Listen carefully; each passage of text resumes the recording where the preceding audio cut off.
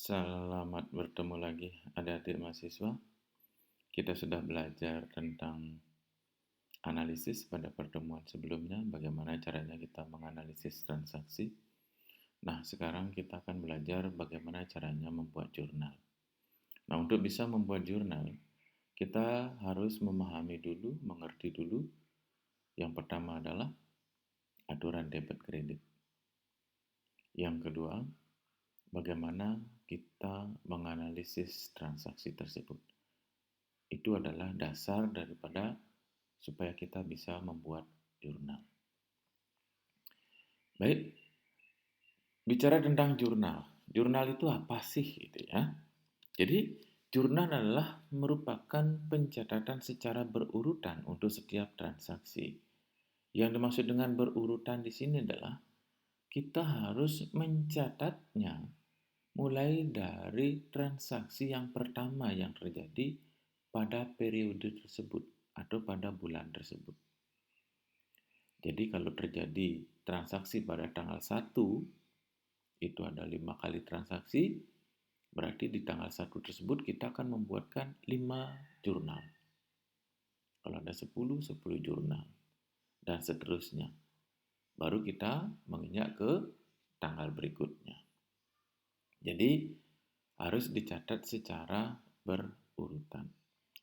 Yang menunjukkan perubahannya pada kolom debit dan kolom kredit. Ini maksudnya adalah, seperti saya jelaskan tadi, kita harus memahami dan mengerti tentang aturan debit kredit, dan kita harus memahami dan tahu cara menganalisis transaksi.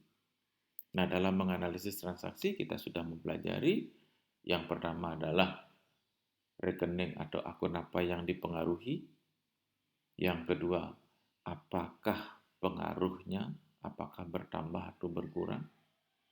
Setelah tahu bertambah atau berkurang dan tahu rekening apa yang dipengaruhi sesuai dengan aturan debit kredit, kita bisa menempatkan dia di debitkah atau di kreditkah. Dan yang keempat adalah baik jumlah debit maupun jumlah kreditnya harus selalu seimbang. Nah, pencatatan pada jurnal menunjukkan apa yang harus didebit dan apa yang harus dikredit. Nah, sekarang bagaimana sih caranya kita membuat jurnal tersebut? Yang pertama yang harus disiapkan adalah, satu, kita cari tahu dulu jurnal tersebut terdiri dari apa saja. Yang pertama, selalu setiap laporan itu harus ada judul. Harus ada judul laporan yang terdiri dari nama perusahaan.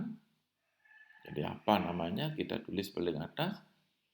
Lalu di bawahnya adalah nama laporan.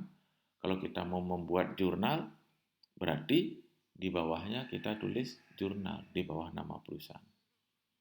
Yang berikutnya adalah periode laporan. Periode laporan ini adalah kita membuat jurnal tersebut untuk periode kapan atau untuk bulan kapan. Apakah bulan Januari 2020, Agustus 2020, dan seterusnya. Jadi harus ada judul yang terdiri dari nama perusahaan, nama laporan, dan periode laporan. Yang berikutnya, yang kedua, setelah kita pahami judul laporan itu apa saja isinya, baru kita menginjak ke format laporan. Di dalam kita membuat jurnal, nah formatnya itu sederhana sekali. Kolom pertama itu adalah untuk menempatkan tanggal. Jadi mulai kita menempatkan tahun, bulan, dan tanggal. Itu untuk kolom yang pertama. Kolom yang kedua isinya adalah keterangan. Keterangan di sini isinya adalah nomor jurnal, nama akun atau nama rekening yang dipengaruhi di debit dan di kredit, dan penjelasan singkat tentang transaksi tersebut. C, kolom berikutnya yang ketiga adalah nomor akun. Nomor akun di sini adalah sesuaikan dengan nama akun atau nama rekening apa yang dipengaruhi pada jurnal tersebut. Nanti nomor akun pada materi ini, pada topik sekarang, saya sudah share di sana. Silakan adik-adik baca dulu, pelajari di sana. apa saja nomor akun yang dipakai, berapa saja, lalu namanya apa saja. Sesuaikan. Nanti kita belajar mengacu kepada nomor dan nama akun tersebut supaya seragam. Kolom berikutnya yang keempat adalah kolom debit. Dan yang kelima kolom kredit. Nah, kolom debit dan kredit ini adalah tempat kita untuk menulis angkanya atau nilainya dari rekening atau akun tersebut.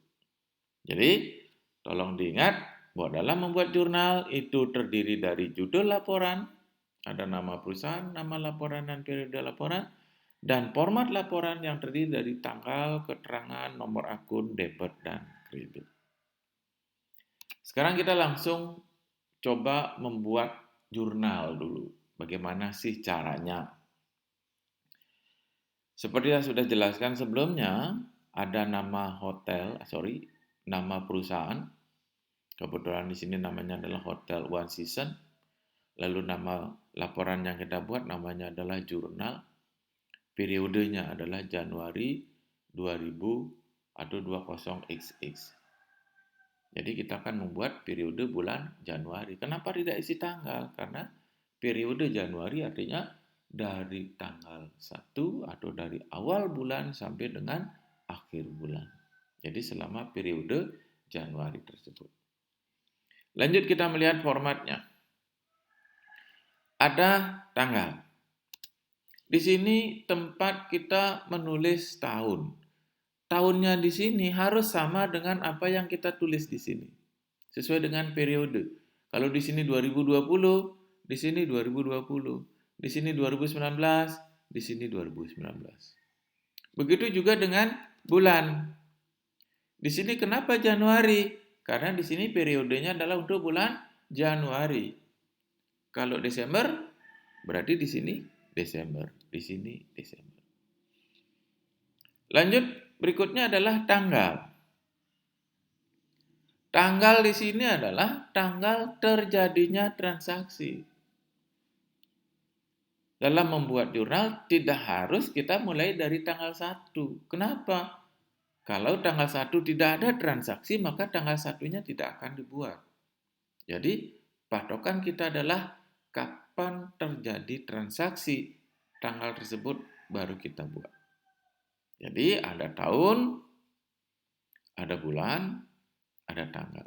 Khusus untuk tahun dan bulan, ini cukup kita buat sekali saja di ujung kiri atas pada saat kita membuat jurnal. Cukup sekali saja. Di kolom berikutnya ada keterangan. Kalau kita perhatikan di sini ada namanya nomor jurnal. Nomor jurnal di sini terdiri dari bulan berapa dan jurnal yang ke berapa. Nah, karena kita membuat untuk periode bulan Januari, maka di sini ditulis 1 Romawi. Kalau Februari 2 Romawi. Kalau Oktober berarti di sini X. Nah, berarti ini disesuaikan dengan bulan. Angka selanjutnya adalah angka 1. Angka 1 di sini tidak ada hubungannya dengan tanggal. Ingat itu, tidak ada hubungannya dengan tanggal. Angka 1 di sini itu artinya adalah nomor jurnal. Kita membuat jurnal yang keberapa di bulan Januari. Kalau kita membuat jurnal yang pertama, tulis 1. Jurnal yang kedua, tulis 2. Jurnal yang ketujuh, tulis 7 di sini. Kalau jurnal ke-8, berarti 1 Romawi garis 8. Dan seterusnya. Setelah ada nomor jurnal, ingat, setelah ada nomor jurnal, kita lanjutkan dengan rekening atau akun apa saja yang dipengaruhi pada transaksi tersebut. Contoh di sini, yang dipengaruhi adalah banknya bertambah, modalnya bertambah. Dalam membuat jurnal, pastikan kita menulis yang dipengaruhi di debit, kita tulis lebih dulu. Jadi bank ini posisinya di debit. Jadi kalau debit, penulisan debit, kita harus menulisnya selalu di atas daripada kredit. Bagaimana kalau akun atau rekening yang ada di debit lebih dari satu? Maka kita harus membuatnya sama. Misalnya ada kas, kasnya kita tulis di atas, baru bank, baru piutang. Kenapa? Dalam membuat jurnal, selain kita harus menulis debit terlebih dahulu, dan dalam menulisnya apabila di debit atau di kredit ada nama akun atau nama rekening lebih dari satu, maka kita harus mengurutnya atau menaruhnya berurutan sesuai dengan nomor akun yang paling kecil, paling atas untuk satu kolom. Misalnya debit, kita bicara debit saja. Debitnya tulis dari nomor akun yang paling kecil di atas, yang paling besar di bawah. Kredit juga begitu, nomor akun yang paling kecil kita tulis duluan, baru kita menulis yang lebih besar berikutnya.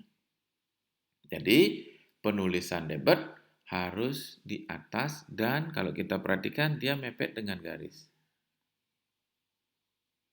Setelah debitnya kita tulis, baru kita menulis yang dipengaruhi di kredit. Nah, dalam menulisnya, pastikan untuk semua kredit yang ada, dia agak ke tengah kurang lebih 1 cm. Ya, agak ke tengah atau agak ke kanan, kurang lebih 1 cm. Kalau ada tiga, tiga-tiganya kita tulis berurutan. Misalnya modal, utang, utang jangka panjang gitu. Misalnya dari utang dulu. Utang, utang jangka panjang, modal. Jadi kita berurut berdasarkan nomor akunnya. Dan semuanya ditulis agak ke tengah kurang lebih 1 cm untuk yang dipengaruhi di kredit. Berikutnya, kita harus menulis penjelasan singkat. Penjelasan singkat ini tujuannya adalah untuk menjelaskan transaksi yang terjadi sehingga berpengaruh kepada banknya di debit, modalnya di kredit. Atau penjelasan singkat ini untuk memperjelas kenapa ada debit, kenapa ada kredit. Gitu. Lanjut berikutnya adalah kita ke nomor akun. Nah, nomor akun ini adalah tempat kita menulis nomor-nomor akun sesuai dengan nama akun yang dipengaruhi pada jurnal tersebut. Ingat, nomor akun ini dan nama akun ini sudah saya share. Pastikan Anda baca, itu ada di halaman paling belakang. Itu kita pakai panduan, pakai patokan dalam kita belajar di akuntansi hotel sekarang. Ya, jadi kalau bank kode akunnya adalah 112, kita tulis 112. Modal kode akunnya 311, kita tulis 311. Nanti kalau ada utang jangka panjang, kode akunnya 251, kita tulis 251 dan seterusnya. Itu nama akun dan nomor akun ya di materi yang saya share. Setelah ada nomor akun, di kolom berikutnya adalah kolom debit dan kolom kredit. Kolom debit adalah tempat kita menulis nilai atau jumlah atau angka yang dipengaruhi oleh akun tersebut, ya, akun yang dipengaruhi oleh transaksi tersebut. Jadi kita tempatkan nilainya di debit. Dan yang dikredit adalah sesuaikan dengan apa yang dipengaruhi dan berapa jumlahnya akun yang dipengaruhi oleh transaksi tersebut. Nah, karena kita membuat jurnal, misalnya kita membuat menggunakan belangko, menggunakan kertas pada saat latihan, ini tempatnya terbatas, atau kita membuatnya menggunakan Word misalnya, atau Excel, kalau Excel bisa continue.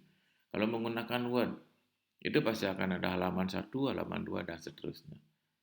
Nah, tujuan daripada halaman di sini adalah untuk mengetahui jurnal yang mana yang saya buat atau yang kita buat terlebih dahulu.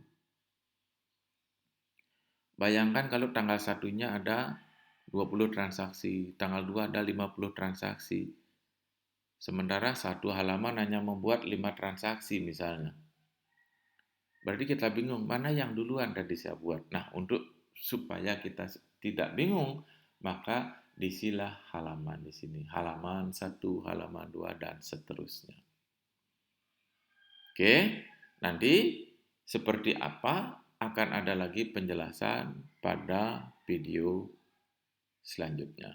Untuk sekarang, saya cukupkan dulu sampai di sini. Nanti kita akan sambung dengan latihan. Baik, terima kasih banyak.